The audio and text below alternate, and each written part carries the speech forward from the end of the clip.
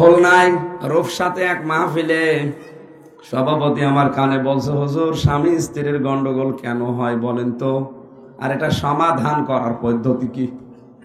সূরা Nisar 34-35 number আয়াতটা আমি তাফসীর করলাম যে এই কারণে গন্ডগোল হয়, আর এই কারণ হচ্ছে তার সমাধানের নিয়ম। রাতে আমার একবার খাবার খেতে গেলাম, দেখি মুখ গোমরা করে আছে, কথা বলে না। কি হয়েছে আপনার? হুজুর আমার বউর সাথে যে আমার গন্ডগোল হয়েছে দিনের বেলায়। আপনি জানলেন কি করে? না, আপনি যা যা বললেন সব আজকে আমার হয়েছে। অবশ্যই আপনাকে কেউ বলে দিয়েছে। আমাকে কেউ বলে দিয়েছে? হ্যাঁ, বলেছে একজন। ১৫০০ বছর আগে কোরআনে কারিমে আল্লাহ নিজেই বলেছেন যে এই কারণে গন্ডগোল হয়, যদি তালাক দিতে চাও তাহলে এই পদ্ধতি অবলম্বন করো। একবারে রাগ হলেই তালাক বলো না। তালাক দেওয়ার স্টেপ গুলো দেখেছেন?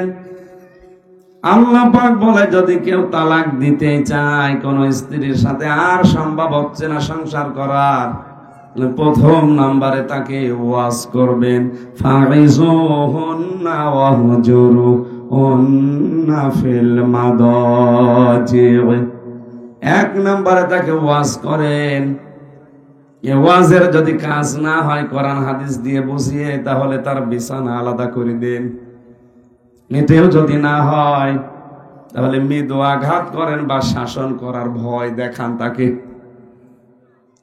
স্ত্রীর গায়ে হাত তোলা যাবে না, একেবারে হারাম তা না। 4 কারণে বউ মারা যায় আছে। যদি ফরজ নামাজ না পড়ে, ফরজ রোজা না রাখে, ফরজ পর্দা যেটা এটা না করে, আর স্বামীর জায়েজ হুকুম যদি না মানে। কয়টা কারণ? এই 4 কারণে বউ আপনি পিটাতে পারবেন, তাহলে একেবারে মাথা থেকে পা পর্যন্ত না, 4টা জায়গা বাদ দিয়ে। মাথায় মারা যাবে না, মুখে মারা যাবে না, বুকে মারা যাবে না, পিঠে মারা যাবে না। বলেন হুজুর জায়গা কই? এই যে মাথা থেকে শুরু করে পা পর্যন্ত। তা মারবেন কি দিয়ে? কোদালের আষাঢ়ি? 1 লাখে ফতোয়া জিরে বলছে, হুজুর 1 বিঘত পরিমাণে লাঠি দিয়ে মারার কথা বললেন, কোনো অসুবিধা নেই, ইলাচ দিয়ে ধরে বড় করে মারব না। আমি মারা নিষেধ আসলে, এগুলো সতর্কর জন্য আল্লাহর নবী আল্লাহ পাক নিজে জানিয়েছেন। বলে মাথা থেকে শুরু করে পা পর্যন্ত নিজের হাত দিয়ে ধরে, অন্যের হাত না। তার মানে সেরকম লাগবে না। আমার মনে হয় মমতাজ মার্কা মহিলা যার বউ, ওরে এই লাঠি দিয়ে যদি আপনি মারেন, বলবে আমার কাতু কুতু লাগছে। ও টের পাবে কিছু? এত বড় বড় লাঠি দিয়ে পিটিয়ে মানুষ কিছু করতে পারে না, আর এই 1 বিঘত। কিশোরগঞ্জবাসী, আমি যেটা বোঝাতে চাই, আল্লাহ রাব্বুল আলামিন এই যে স্টেপ গুলো দিলেন, শেষ পর্যন্ত যদি একেবারেই না হয়, তাহলে উভয় পক্ষের গার্জিয়ান যারা আছে তাদের ডাক দাও। মেয়ের পক্ষ থেকে তার মা বাবা ভাই, ছেলের পক্ষ থেকে তার গার্জিয়ান যারা, 2 পক্ষ এক জায়গায় বসো, সালিশ করে দেখো মেটানো যায় কিনা। কারণ আল্লাহ পাক কখনো চান না যে একটা সংসার ভেঙে যাক। এতেও যদি কাজ না হয়, সর্বশেষ পন্থা হচ্ছে প্রথম মাসে 1 তালাক দাও, এরপরে আর 1 মাস পরে আর 1 তালাক দাও, এরপরে আর 1 মাস, তার মানে 90 দিন সময় পাচ্ছেন তাকে পাল্টানোর। আর আমরা দেশে এমন কিছু বানিয়ে ফেলি, 90 দিন না, 90 সেকেন্ডের ভেতরেও 10 তালাক দিয়ে দিচ্ছে। হযরতে ওমরের কাছে এক মহিলা এসে ডাক দিয়ে বলে, খলিফাতুল মুসলিমিন, আমার স্বামী আমাকে 100 তালাক দিয়েছে, ডেকে নিয়ে আসো। দরবারে হাজির করার পরে ডাক দিয়ে বলে, কয় তালাক দিয়েছো? বলে 100টা। কেন? 3 তালাকেই তো বউ তালাক হয়ে যায়। 3 তালাকে তোর বউ শেষ, আর 97টা তালাক তোর পিঠের উপরে পড়বে। আজ যদি এই সিস্টেম গুলো ইসলামের কায়দায় আমরা চালু করতে পারতাম, আজ হাজার হাজার মামলায় এই স্বামী স্ত্রীর দ্বন্দ্ব নিয়ে চলছে কোর্টে। এদের এই সমস্ত মিটাতে বিচারকরা হাই ফাই বুঝতে পারছে না, আমাদের বিচার করবে কখন? 1 মামলা তুলতে লাগে 3 মাস, 5 মাস, 6 মাস, 1 বছর লাগে। তো এই কারণে হাজার হাজার মামলা এখনো পড়ে আছে। আমরা সতর্ক হলে মামলাগুলো কমে যাবে। পারিবারিক জীবনে এই বিষয়টা যদি একটু খেয়াল করে চলা যায়, আজ হাজারো পরিবারে পরকীয়া প্রেম চলছে শুধু স্ত্রীর উদাসীনতার কারণে। স্বামী স্ত্রীর কাছে যে রেসপন্স পাওয়ার কথা, যে সম্মান, যে আদর, ভালোবাসা, যে সময়, এটুকু পেতে পারে না, পায় না। এই জন্য বাস্তবে সে অন্য মহিলার কাছে লাইন করে। এই এলাকায় মনে হয় নেই। আমার ভাইরা, নেসপে সাবানে সব আল্লাহ মাফ করে দিচ্ছেন। একটা মাত্র অপরাধ প্রথমে মাফ করেন না, যারা শিরিক করে মুশরিক হয়ে গেছে। আপনি আর যাই করেন অন্তত শিরিক করবেন না। নবীজি জানিয়েছেন, তোমাকে যদি কেউ আগুন লাগিয়ে দেয় গায়ে, টুকরা টুকরা করে ছড়িয়ে ছিটিয়ে দেয়, এরপরেও তুমি শিরিক করো না, কারণ শিরিক করলে তার জন্য জান্নাত হারাম। অথচ গোপনে ইনডাইরেক্ট ভাবে আমাদের দেশে আজ শিরিক কিভাবে ঢুকতেছে। ভাস্কর্যের নাম নিয়ে বিভিন্ন মোড়ে মোড়ে মূর্তি তৈরি করে মানুষকে শিরিক করাতে বাধ্য করছে।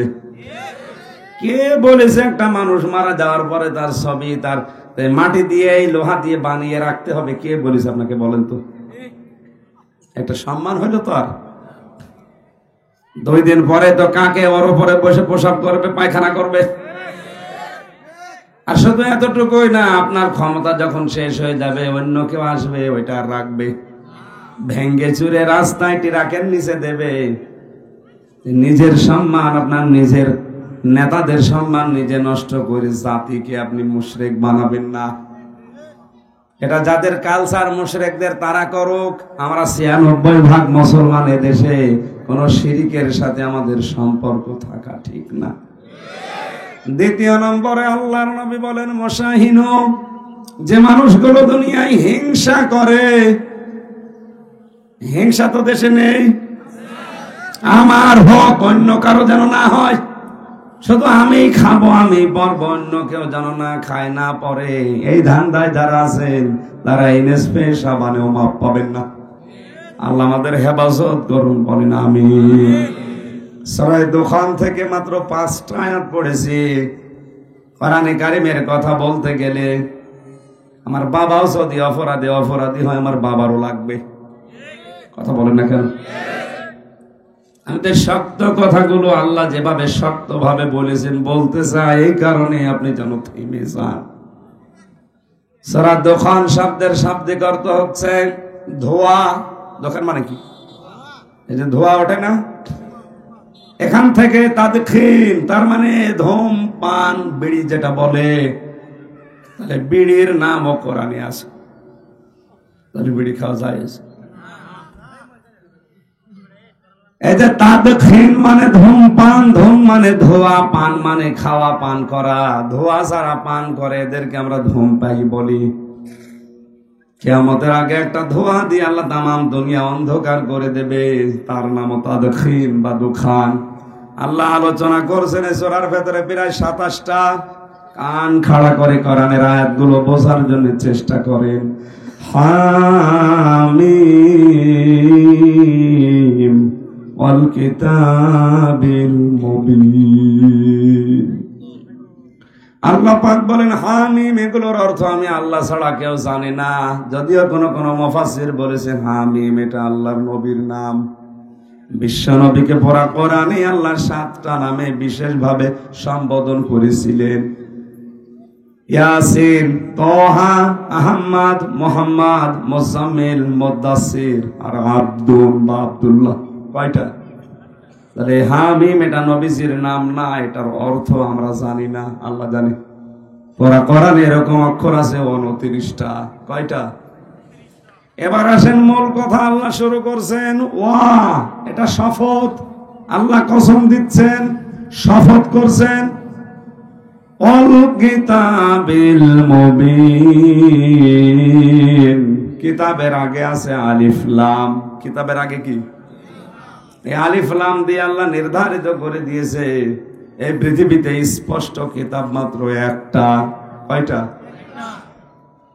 কোরআনে কারিমকে আল্লাহ উদ্দেশ্য করেছেন যে কোরআনে কারিম স্পষ্ট কিতাব, অথচ আমরা এখানে যারা আছি হাতে গোনা 5-7 জন বাদ দিয়ে কোরআন সবার কাছে স্পষ্ট না অস্পষ্ট? বলেন বলেন, অস্পষ্ট হয়ে আছে, আমরা বুঝি না। কোরআনে কারিম যারাই বোঝে, যারা এর স্পষ্ট ভাষাগুলো আয়ত্ত করেছে, আপনি দেখবেন তারা আবার গোপনে থাকে না, অস্পষ্ট থাকে না। দুনিয়ার জীবন যত কঠিন হোক তারা ওই ওপেন হতে চায়, স্পষ্ট হতে চায়। দেশের অবস্থা দেখে অনেকেই বড় বড় মাওলানা পর্যন্ত বলছে, হুজুর দোয়া করেন, দেশের অবস্থা ভালো না, দিনকাল ভালো না, গোপনে আছি। কি আছে? আরে ভাই, দিনকালকে 1500 বছর আগে এর চাইতে ভালো ছিল। তখন তো করাত দিয়ে মানুষ ছিঁড়ে ফেলতো। কথা বলেন না কেন? কঠিন অবস্থা সাহাবায়ে কেরামের জীবনে গেছে, তার 100 ভাগের 1 ভাগও আপনি এখনো পাননি। হ্যাঁ, যারা পাচ্ছে তাদের কথা আলাদা, আপনার জীবনে তো তাদের 100 ভাগের 1 ভাগও আসেনি। এজন্য স্পষ্ট কিতাবের কাছে যারা আসবে, যদি এটা বুঝতে পারে তামাম দুনিয়া একদিকে হলেও তাকে আপনি গোপনে রাখতে পারবেন না, সে স্পষ্ট ওপেন হতে চাইবে। আল্লাহ ঘোষণা দিচ্ছেন, ইন্না আনজালনাহু ফি লাইলাতিন মুবারাকা, অবশ্যই আমি আল্লাহ একটা বরকতময় রজনীতে কোরআন নাযিল করেছি। এখানে বরকতময় রাত মানে শবে কদর। এই আয়াতের তাফসীরে অন্য জায়গায় আল্লাহ জানিয়েছেন, ইন্না আনজালনাহু ফি লাইলাতিল কদর, অবশ্যই আমার কোরআন আমি নাযিল করেছি লাইলাতুল কদরে। তাহলে এই আয়াত দিয়ে যারা ইঙ্গিত দিতে চায় যে এটা শবে বরাতের আয়াত না, এটা মিথ্যা কথা। কথা বুঝতেছেন? যদিও কেউ কেউ ইঙ্গিত দিয়েছে, কোন কোন মতাবলম্বী আলেমেরা জানিয়েছে এটার দ্বারা শবে বরাত বা নিসফে শাবান উদ্দেশ্য হতে পারে। লাইলাতুল মুবারাকা, বরকতময় রাত, যেটা কোরআন আল্লাহ নাযিল করেছে আমাদের কাছে স্পষ্ট, তার নাম লাইলাতুল কদর। লাইলাতুল ইন্না কুন্না মুনজিরিন, অবশ্যই আমি আল্লাহ নিজে তোমাদের জন্য সতর্ককারী। এখানে সতর্ককারী স্বয়ং কে? একটু ভালো করে শোনেন। হজের ঘোষণা কিন্তু আল্লাহ ইব্রাহিম নবীকে দিয়ে দিয়েছিলেন, ওয়াদ্দিন ফিন নাসি বিল হজ্জি ইয়াতুকা রিজালা ওয়া আলা কুল্লি দামিরি মিন কুল্লি ফাজ্জিন আমিক। হে নবী ইব্রাহিম, আপনি হজের ঘোষণা দিয়ে দেন। হজের জন্য আপনি আযান দেন, আহ্বান জানান, এলান করেন। তাহলে হজের ঘোষণা দিয়েছে ইব্রাহিম নবী না আল্লাহ? আপনারা বুঝতেছেন? কিন্তু এখানে যে আয়াত, ইন্না কুন্না মুনজিরিন, আমি আল্লাহ নিজে সতর্ক করছি। ওয়াইস্তাযানা রাব্বুকুম, আল্লাহ আযান দিচ্ছেন, আল্লাহ পাক যেন নিজে মাইক হাতে নিয়ে ঘোষণা দিচ্ছে, একটি এলান, একটি ঘোষণা। জোরে বলেন সুবহানাল্লাহ। আল্লাহ নিজে যদি এই কিশোরগঞ্জের বিন্নাটি এলাকায় এসে একটা মাইক হাতে নিয়ে বলে একটি ঘোষণা, আমরা একটু কান খাড়া করব না? করব না? মনে করেন ওইরকম কথা আল্লাহ বলছেন, ওয়াইস্তাযানা রাব্বুকুম, একটি ঘোষণা তোমার রবের পক্ষ থেকে। এ কথার ওজন কত হয়তো আমরা অনেকে টের পাচ্ছি না। আল্লাহ নিজে যখন সতর্ক করছেন, খুব খেয়াল করেন। নিসফে শাবানে সবার মাফ হয়ে যাচ্ছে, মাফ পেয়ে যাচ্ছে, শুধু মুশরিকরা বাদ দিয়ে আর হিংসুক বাদ দিয়ে। আজ আমাদের অধিকাংশ মানুষের ভেতরে এই দুইটা রোগ বেশি। আমরা হিংসা থেকে নিজেকে আজ বাঁচাতে পারি না। আমার নিজের হোক, অন্য কারো যেন না হয়। জোরে বলেন নাউজুবিল্লাহ। আমি নিজে তামাম দুনিয়ার মালিক হয়ে গেলাম, সারা পৃথিবীর ক্ষমতা আমার হাতে। বলেন তো কি হবে আমি যদি মাফ না পাই আল্লাহর কাছে? আমি এসেছিলাম খালি গায়ে খালি পাই ন্যাংটা অবস্থায়, হয়তো 50, 60, 70 বছর দুনিয়ার জীবনে কিছু আগে কাটালাম। এরপর যখন ফিরে যাবো ওই সময়ও খালি গায়ে খালি পাই। মাঝখান থেকে কিছু সময় দুনিয়ায় আনন্দ উল্লাস মজা করে গেলাম, আমার আগেও কিছু নেই পরেও কিছু নেই, শেষ। আমি কি গরু ছাগল? বলেন বলেন, আমার তো একটা উদ্দেশ্য আছে। আফাহাসিবতুম আন্নামা খালাকনাকুম আবাসা ওয়া আন্নাকুম ইলাইনা লা তুরজাউন। মানুষ কি মনে করে এমনি এমনি তারে বানিয়েছি, অযথা বানিয়ে ছেড়ে দিয়েছি? না, ওকে মনে করছে যে আমার কাছে আশা লাগবে না ওর। উদাসীন জীবন বন্ধ করেন। আমি সহ যারা এসেছি আমাদের এখনই উদাসীনতা বন্ধ করা লাগবে, কারণ কখন কিয়ামত চলে আসে বলা যায় না। অনেকে মনে করছে না এখনো ১৫০০ বছর পরে কিয়ামত, কে বলেছে? কোরআনে কারিমে আল্লাহ জানিয়েছে চোখের পলক উপরে তুলে ফেলতে যতটুকু সময় লাগে এ সময়ের ভেতরেও কিয়ামত কায়েম হয়ে যেতে পারে। কারণ কিয়ামত কায়েম হওয়ার যে 15টা নিদর্শন আমি পেয়েছি হাদিসে, তার অধিকাংশ গুলো এখন প্রায় সব কমপ্লিট। সবচাইতে বড়টা হচ্ছে আমানতের খিয়ানত, আর যেটা তামাম দুনিয়ায় এখন সবচাইতে বেশি হচ্ছে। আমানতের খিয়ানত মানে অনেকে মনে করে যে টাকা রাখলাম, এটা আমানত, ফেরত দিল না, খিয়ানত না, এটা না। শুধু এইটাই না, আমানতের খেয়ানত মানে যে যেই চেয়ারে বসার যোগ্যতা রাখে না, ওই চেয়ারে যদি তাকে বসানো হয় আর সে যে জোর করে বসে, এটা আমানতের খেয়ানত। আপনি নিরপেক্ষ দৃষ্টিতে বলেন তো, বাংলাদেশে এটা এখন হচ্ছে না? হচ্ছে না? কত বিশ্ববিদ্যালয়ের ভাইস চ্যান্সেলর, অথচ ওই বিশ্ববিদ্যালয়ের শিক্ষক হওয়ার যোগ্যতাও নেই, 50 লাখ 1 কোটি টাকা দিয়ে জোর করে ওই চেয়ারে বসে আছে। এটা আমানতের আমানতের আর একটু নিচে নামলে তো আমিও ধরা পড়ে যাব। চেয়ারে বসার জন্য যে যোগ্যতা লাগে, যোগ্যতা এখনো আমার হয়নি। তাফসীর করার জন্য যতগুলো জ্ঞান দরকার এখনো পর্যন্ত পর্যায়ে আমি পৌঁছাতে পারিনি। জোর করে হোক, নিজেরা যেভাবে হোক বসিয়ে দিয়েছে, এইটা আমানতের খেয়ালত। আর সব জায়গায় চলছে এটা। মলম লাগাবো কোথায়? সারা গায়ে অসুখ হয়ে এবং ফোড়া হয়ে ভরে গেছে, মলম লাগাবেন কোথায়? মসজিদের ইমামতি করার জন্য এখন ঘুষ লাগছে। কোর্টের বারান্দায় যাবেন, ইট পর্যন্ত টাকা চাই। প্রথম যখন জেলে গিয়েছিলাম 11 সালে, ওই সময় তো জেলখানায় না কারাগারের ভেতরে যে থানা যে হাজত আছে ছিলাম, কয়েকদিন কয়েকজন এসেছে দেখা করার জন্য, কিছু টাকা দিয়েছে, খাবার কিনে নিয়েন। বের হওয়ার সময় যখন পুলিশ বলছে হুজুর দিয়ে যান, কি টাকা কোথায় পাবো? ওই যে যারা দেখতে এসেছিল তারা দিয়েছে, আমি জানি। শেষে 10 টাকা দিলাম, তাও খুশি। একটা জায়গা দেখান তো যেখানে ঘুষ চলে না, বলেন মসজিদ। মসজিদেও ঘুষ চলছে। সভাপতি হওয়ার জন্য বিভিন্ন কায়দায় লবিং করেছি, আরে বসে আছে। এর আগে মনে হয় শুরু হয়নি। কুষ্টিয়ার এক মসজিদের ঘটনা শুনলাম, বিশাল মসজিদ সরকারি ভাবে হচ্ছে।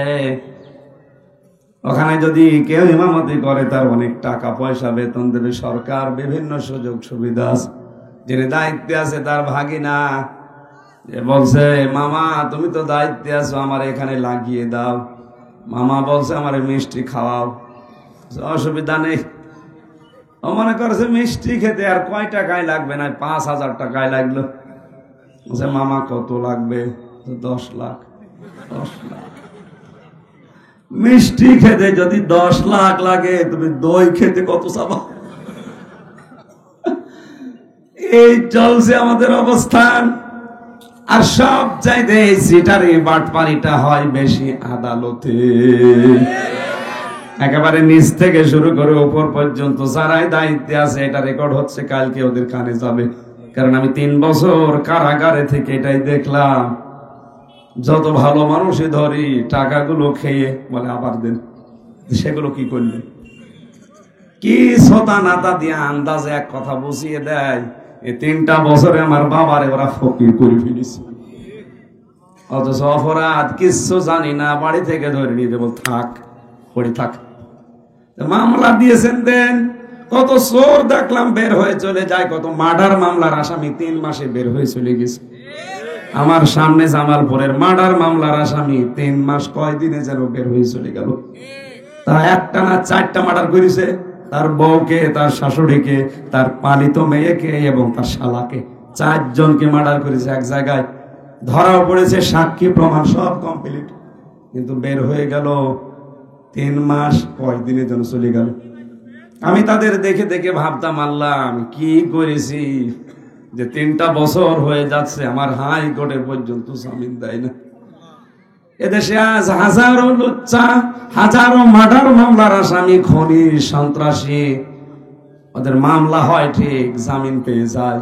শুধু জামিন হবে না, আলেমদের থাক পড়ি একেবারে, যতদিন পর্যন্ত জিবরাইল কিছু না বলবে থাক পড়ি, এই হয়ে গেছে জায়গা।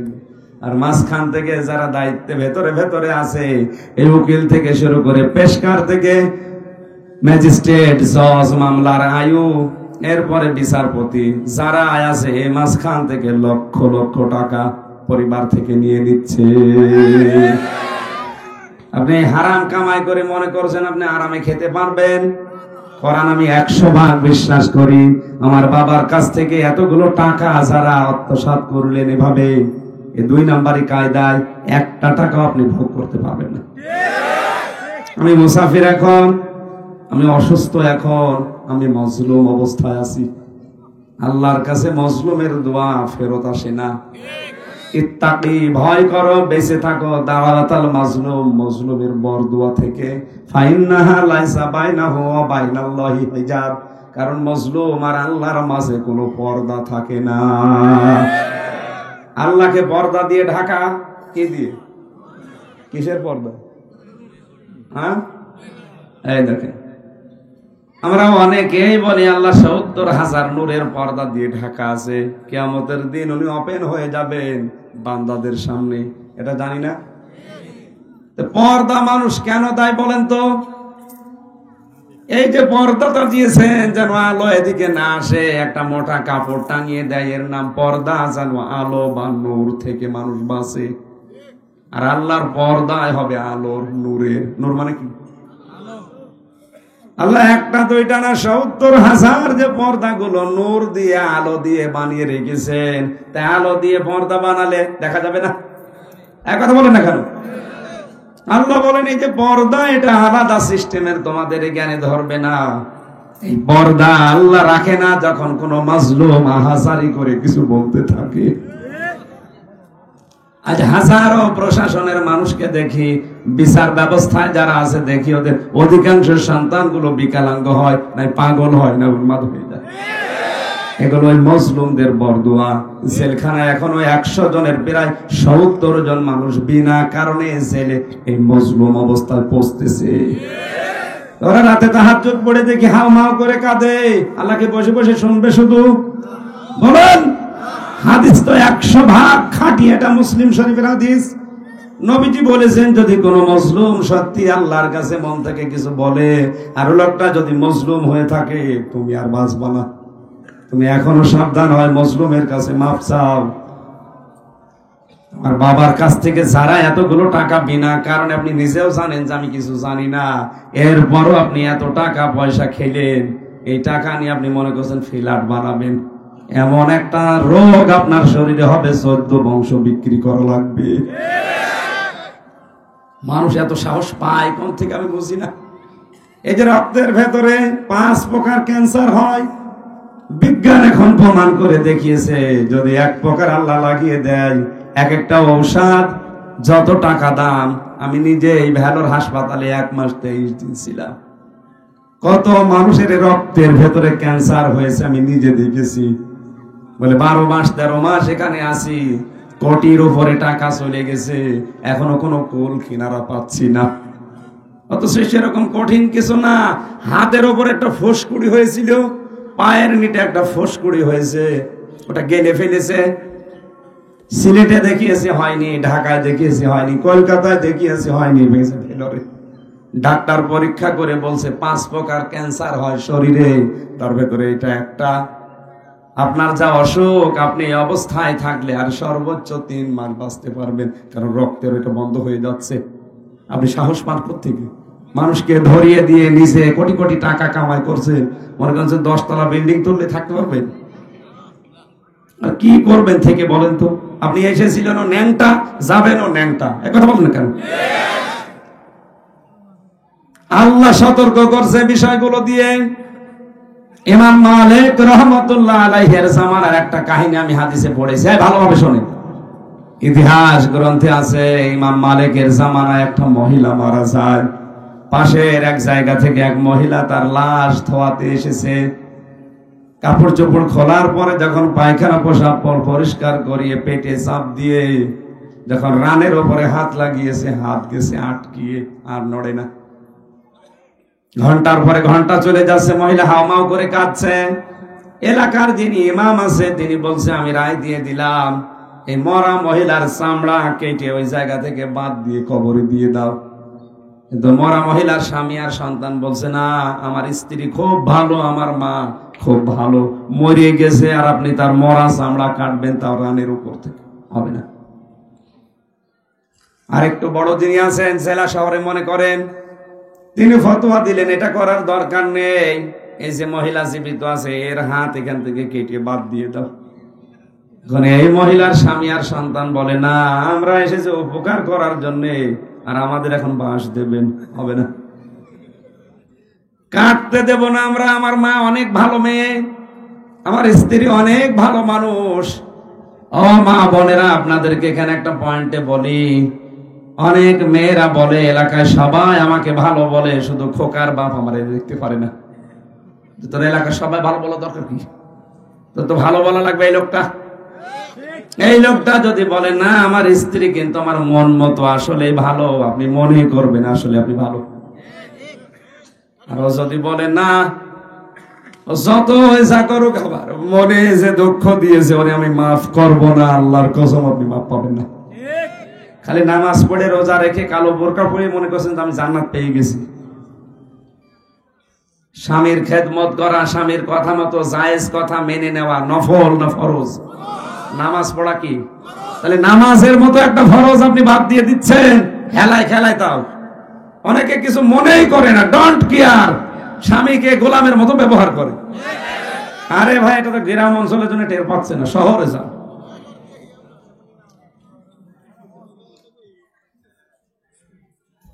একটু খেয়াল করে শোনেন, এখানে কয়টা শিক্ষা আছে আমি বের করব। আছেন তো আপনারা? এখানে নামাজ হবে, নামাজের পরে বিদায় নেবেন। দাম্পত্য জীবনে মানুষের যে কলহগুলো চলছে এবং তার সমাধান কি দেওয়া লাগবে, আমার একটা বই আছে গাড়িতে, যে এটা স্ত্রীকে পড়াবেন যদি শিক্ষিত মানুষ হয়, আর স্বামীর জন্য একটা আছে। দুইজনকে দুইজন কিনে উপহার দেন, পড়েন, দেখেন পরকীয়া প্রেম বন্ধ হবে আশা করছি। চেয়ারম্যানেরও এত বিচার করা লাগবে না। এরা দুইজন বিপদে পড়ে গেল, কি হয়, কি করি? তখন ওই দেশের প্রধান বিচারপতি যিনি ইমাম মালিক, চিফ জাস্টিস, তাকে ঘোড়ায় চড়ে নিয়ে আসা হলো। যে কয়েক ঘন্টা পার হয়ে যাচ্ছে, সমাধান হয় না, দুই পক্ষের দুই পক্ষই মানে না, আপনি একটু সমাধান করে দেন। উনি আসলেন, মেয়েটিকে পর্দার আড়ালে দাঁড় করালেন।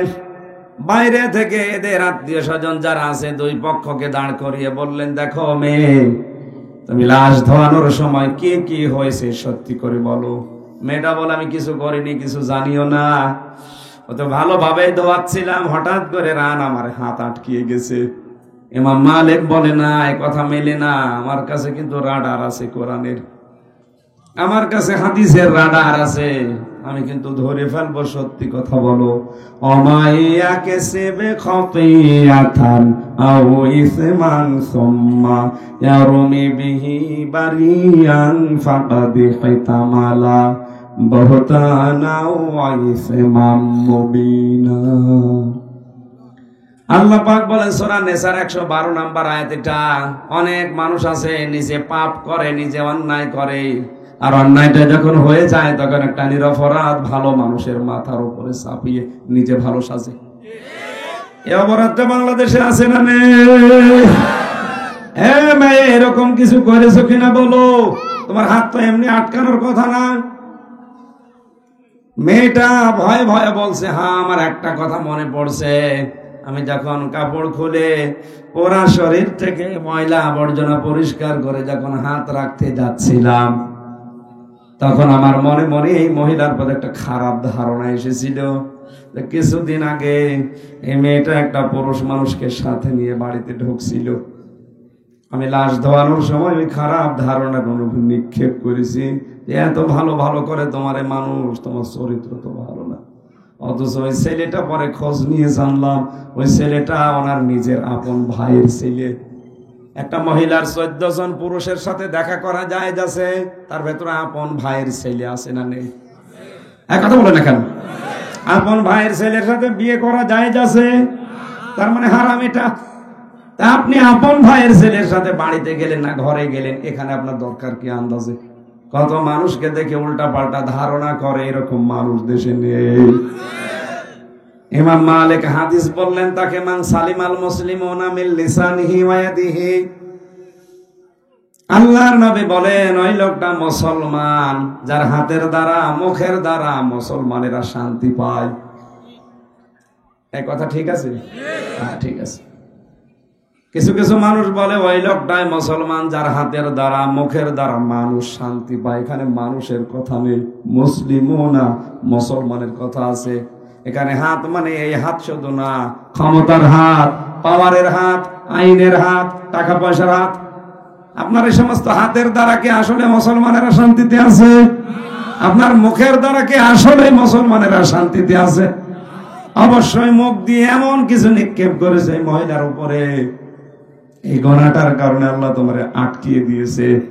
আমার মনে হয় যদি সিস্টেম এখন চালু থাকতো, কত মানুষের হাত কত জায়গায় আটকিয়ে যেত। মেয়েটাকে ডাক দিয়ে বলে, তুমি যখন অপরাধ করেছ মাপ আমার কাছে আর চেয়ে হবে না, আল্লাহর কোরআনে যে বিচার ব্যবস্থা আছে আমি ওইটা দিয়ে বিচার করব। সূরা নূরের 4 নম্বর আয়াত তেলাওয়াত করে তিনি জনগণকে শোনালেন, ওয়াল্লাযীনা ইয়ারমুনাল মুহসানাতি সুম্মা লাম ইয়াতু বিআরবা'তি শুহাদা ফাজলিদুহুম 80 জালদা ওয়ালা তাকবালু লাহুম শাহাদাতান আবাদা। আল্লাহ পাক বলেন কোন মুহসিনা, কোন নেককার, নিরপরাধ, জানে না এরকম কোন মহিলার প্রতি যদি কেউ জিনার তহমত দেয়, খারাপ ধারণা করে, ব্যভিচারের তহমত লাগিয়ে দেয়, যদি 4 জন সাক্ষী জোগাড় করতে লোক না পারে, তাহলে তার 2টা শাস্তি, 80টা বেত। কত মানুষকে আজ মিথ্যা মামলা দিয়ে, জেনার তহমত, ধর্ষণের মামলা দিয়ে বিনা কারণে আপনি ছেলে রেখে দিয়েছেন। পাশের বাড়ির সলিমদ্দির সাথে রাগারাগি আছে, পেরে ওঠে না, করবে কি? নিজের আপন মেয়ে দিয়ে জেনার তহমত লাগিয়ে তার জেলের ভেতরে ভরে রেখেছে। আমি তো ওখানে মনে হয় 100 জনের 20 জন তো এরকম আসামি পাবেনি। প্রত্যেকটা জেলখানায় একই অবস্থা। এক কথা বলে না কেন? আপনি 4 জন সাক্ষী যদি সত্যি প্রমাণ করতে না পারেন, আপনার জীবনে 2টা ক্ষতি হবে। 1 নম্বরে 80টা বেত মারা লাগবে আপনাকে। 2 নম্বরে জীবনেও কোনোদিন আপনার সাক্ষী আর গ্রহণ করা হবে না। কত বড় ভয়ঙ্কর শাস্তি! মেয়েটাকে বললেন সাক্ষী কই? বলেন নেই, এটা আমি মনে মনে করেছিলাম। মনে মনে করে আজ ধরা পড়ে গেছো, তোমার কোরআনের আয়াত দিয়ে বিচার করে দিলাম, মারো। জল্লাদ 79টা মেরেছে কিন্তু হাত খোলে না। জাল্লাদ ডাক দিয়ে বলে, আপনি কি বলেন ইমাম সাহেব?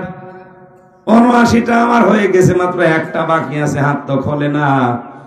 ইমাম মালিক বলে, না, কোরআন মিথ্যা হতে পারে না, আর একটা বাকি আছে, তুমি চালাও। বিসমিল্লাহ বলে যখন আরেকটা দিয়েছে, হাত খুলে গেছে। কোরআনে কারিমের কোন নিয়ম দিয়ে যদি দুনিয়াতে ওই পাপের বিচার হয়ে যায়, কিয়ামতে মহান আল্লাহ ওই পাপের জন্য ডবল করে বিচার করে না। আজ বাংলার জমিনে এই যে সতর্ক বার্তাগুলো আল্লাহ কোরআনে কারিমের এই আয়াতগুলো থেকে আমাদেরকে দিচ্ছেন, আমরা যদি এই পরনিন্দা করা, গীবত করা, সমালোচনা করা, এর কথা ওর কাছে লাগানো, এগুলো বন্ধ না করি, এই শাবান মাস আসবে, বছরে বছরে চলে যাবে, আমাদের কোনো লাভ হবে না। আমরা নিজেদের চরিত্র সংশোধন করি, কারণ আল্লাহ নিজে সতর্ক করছেন, ফিহা ইফরাকু কুল্লু আমরিন হাকিম। আল্লাহ পাক বলেন এই রাতে আমি ভালো ভালো সিদ্ধান্তগুলো কিন্তু গুরুত্বপূর্ণ নিয়ে নেই, আমার পক্ষ থেকে আমার আইন অনুযায়ী, আমার আদেশ অনুযায়ী গুলো হয়। ইন্না কুন্না মুনজিরিন ইন্না কুন্না মুরসিলিন, নিশ্চয় আমি রাসূলদের পাঠিয়ে থাকি। এখন ব্যাখ্যামূলক কথা অনেক আছে, হাজার হাজার কথা আছে এক একটা আয়াতে।